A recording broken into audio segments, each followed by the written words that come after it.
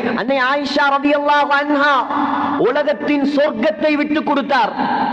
உலகத்தின் சொர்க்கம், உலகத்தில் அல்லாஹ் மஹ்ஷர் மைதானத்தை வைத்திருக்கிறான், அதுதான் பலஸ்தீன். உலகத்தில் அல்லாஹ் சொர்க்கத்தை வைத்திருக்கிறான், அதுதான் மதீனா. என்னுடைய கருத்தா இது?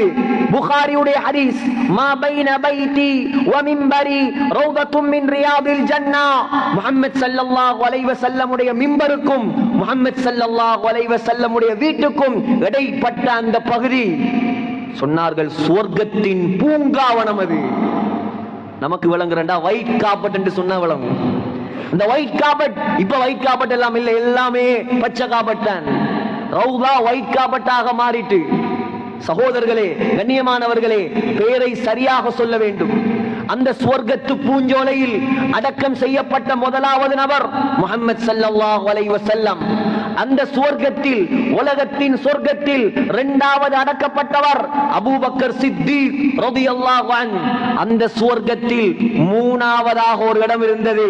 அந்த இடத்தை அன்னை ஆயிஷா தனக்காக வைத்திருந்தார்.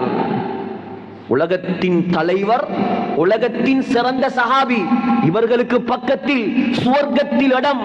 சாதாரண இடமா? சாதாரண இடமா?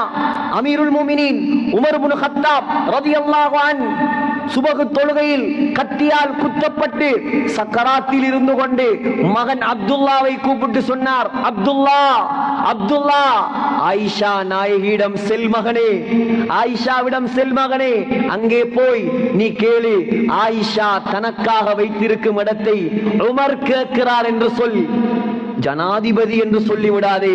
ஃபஇன்னி லஸ்துல் யௌம அமீரன் லில் முஃமினீன். நான் இப்ப அமீருல் முஃமினீன் அல்ல, நான் ஜனாதிபதி அல்ல, நான் கலீஃபா அல்ல, நான் இப்பொழுது சக்கராத்தில் இருக்கும் ஒரு சாதாரண மனிதன். ஜனாதிபதி என்று சொல்லாமல் உமர் கேட்கிறான் என்று சொல். ஆயிஷா அனுமதி தந்தால் அடக்குங்கள் அங்கே. ஆயிஷா தரவில்லை என்றால் என்னை பகீஉல் கர்கத், ஜன்னத்துல் பகீல அடக்கி விடுங்கள். சுப்ஹானல்லாஹ். கொடுப்பானா யாராவது?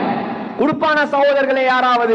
ஆயிஷா ரலியல்லாஹு அன்ஹா வானத்துக்கு கீழ் பூமிக்கு மேல் இதை போல ஒரு இடம் இல்லை, ஆனால் என்னை விட இந்த இடத்துக்கு உமர் தகுதிதான், நான் விட்டு தந்து விட்டேன், தாராளமாக அடக்குங்கள் என்றார் அன்னை ஆயிஷா.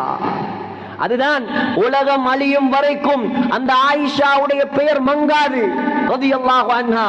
ஆனால் கேவலம் கூட பிறந்த நானாவும் தம்பியும் 2 அடி காணிக்காக 20 வருஷமாக பேசாமல் இருக்கிறான்.